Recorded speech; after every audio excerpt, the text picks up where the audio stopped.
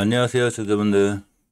자, 주말이 지나서 주말이라는 이슈와 함께 HLB 잠깐 살펴보고 또 이 초전도체 관련주들 중에 어떤 친구들 좀 떨어지고 있고 어떤 친구는 올라가고 있죠. 그래서 이러한 현상 왜 생기는지 물론 이러한 그 원리들이 꼭 맞진 않지만 그래도 여러 가지 분석을 통해서 왜 저런 친구들은 상한가를 가고 어떤 친구는 떨어지고 또 그동안 제가 좀 살펴봤던 이스 소프트라든가 몇 가지 종목에 관해서 간단하게 리뷰도 할 겸 보도록 하겠습니다.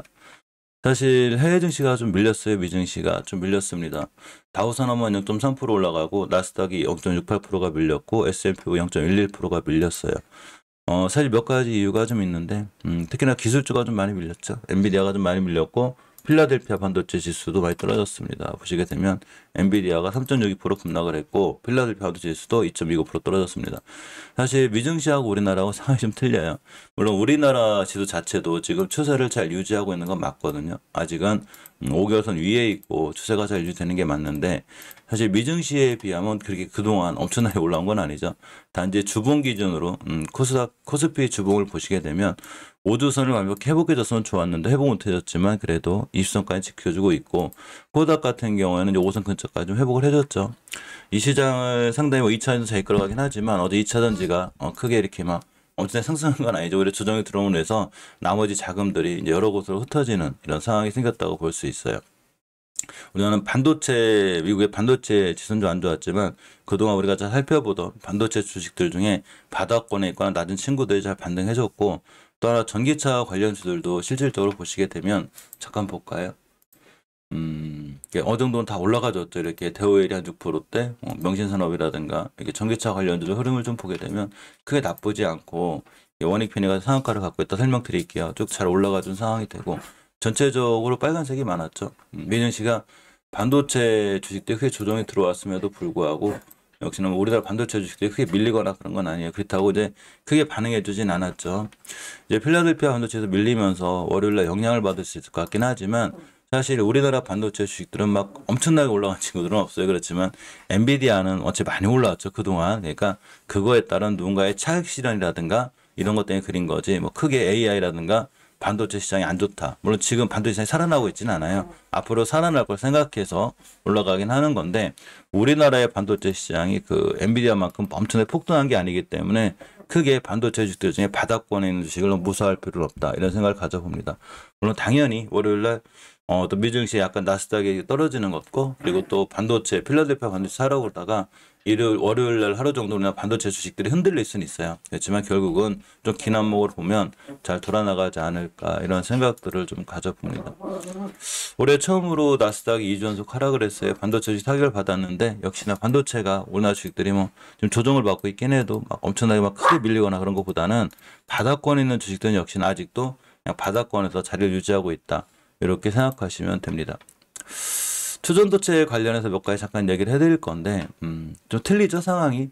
자, 원익 BN이 주가가 상한가를 갔습니다. 뭐 기사는 LK구 검증이 이런 것 때문에 그린 건데 사실은 제 생각이 그렇지 않아요. 물론 누구나 투자에 대한 판단 기준은 틀리기 때문에 제 생각이 옳다는 건 아니에요.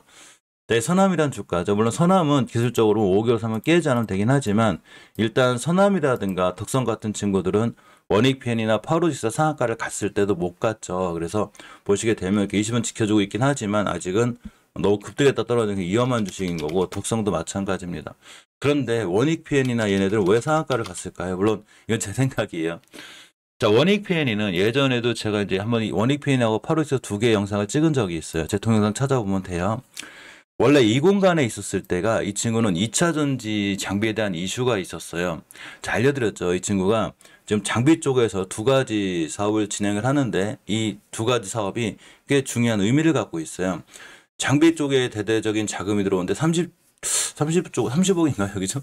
30조인가? 헷갈리는데 어쨌거나 그 정도 자금 중에 우리나라에서 할 수 있는 일이 있는데 그거에 대한 몇 가지 중요한 일을 이 원익 PN이가 해요. 그래서 이 초전도체 때문에 떴을 때가 있었는데 이렇게 제가 그때 분명히 방송에서 뭐라고 그랬냐면 원익 PN이를 꼭 초전도체로 보지 말고 이 친구는 폐배터리 사업대예요. 그러니까 초전도체로 보지 말고 폐배터리나 2차전지 장비주로 보시고 이 8,000원대는 주가가 꼭 초전도체가 아니더라도 내가 2차전지 장비주를 투자해야 되겠다 하시는 분들은 괜찮습니다라고 알려드렸거든요. 그래서 상한가를 가버렸어요.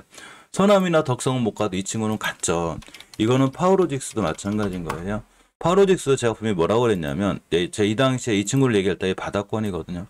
역시나 이 친구는 초전도체로 보지 말고 그냥 폐배터리나 이 그 전기차 보호회로 같은 거래요. 그렇게 보면 좋겠습니다. 그랬더니 역시나 또 상한가를 갔죠. 물론 이제 와서 이 두 친구를 살 수는 없죠. 너무 높으니까. 근데 원익 비엔이 이제 월봉 최고점은 아니기 때문에 살짜리가 눌림목을 좀 생길 수 있겠지만, 파워로직스는 월봉에서 최고점 단계이기 때문에 이제 지금 들어가기엔 조금 부담이 된다.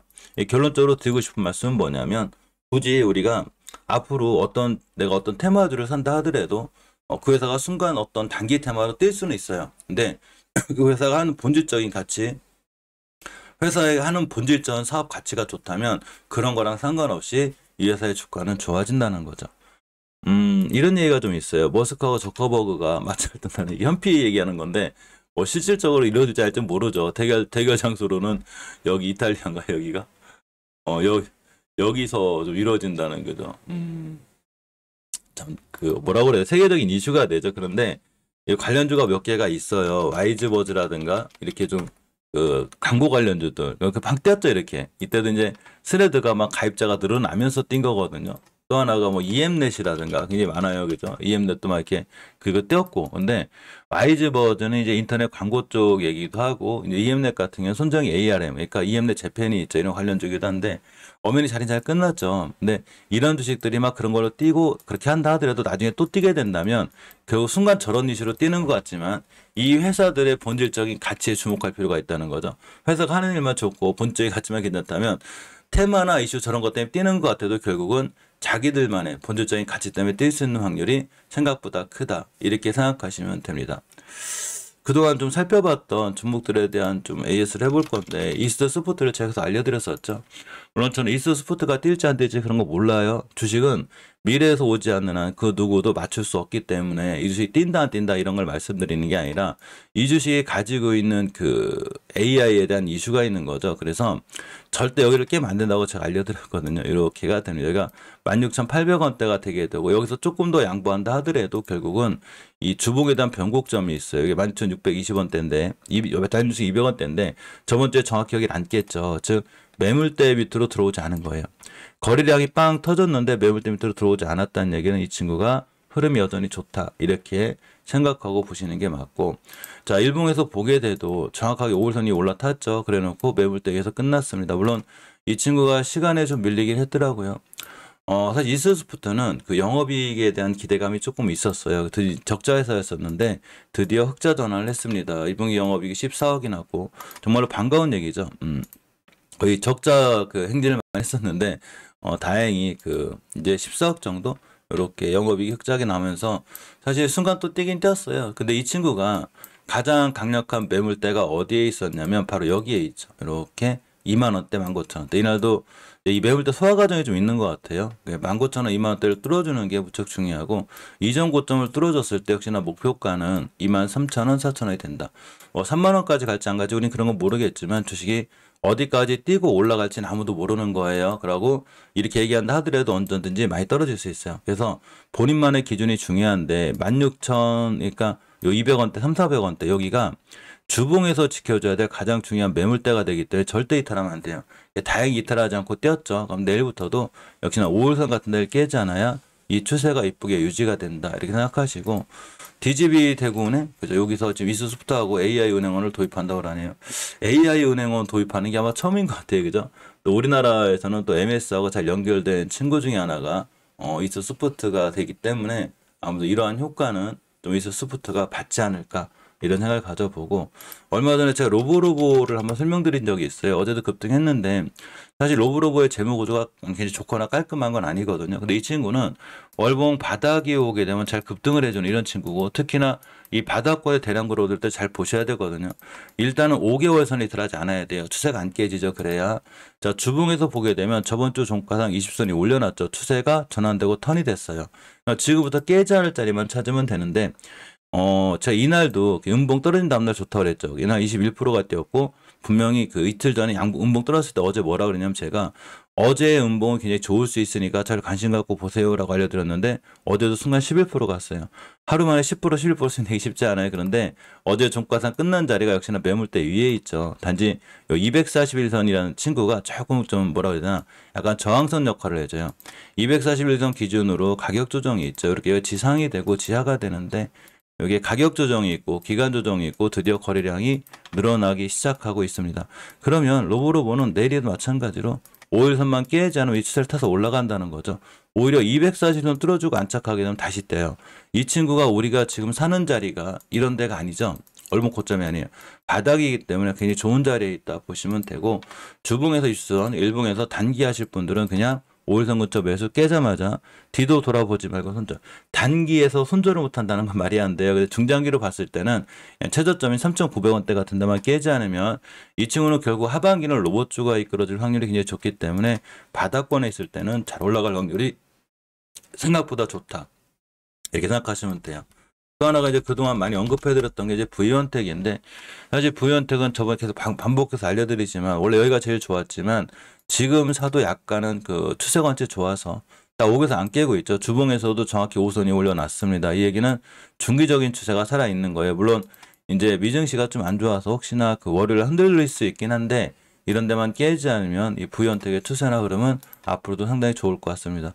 2차전지 장비 관련해서 원익 편의가 지금 제일 빨리 뛰어가곤 있는데 역시나 그 V원택도 2차전지 장비주란 얘기인 거죠. V원택의 흐름까지도 잘 보시는 게 좋고 제가 계속 그동안 살펴봤기 때문에 AS 차원에서 한번 본 거고 항상 모든 투자에 대한 판단 책임은 본인에게 있어요. 그 어떤 경우도 그 누구도 미래에서 오지 않는 한 그 주식이 뛸지 올라갈지 모르는 거예요. 단지 우리는 많은 추세를 통해서 많은 이슈를 통해서 이러한 주가들의 반응이 이렇게 흘러갑니다라고 볼 수 있는 거죠.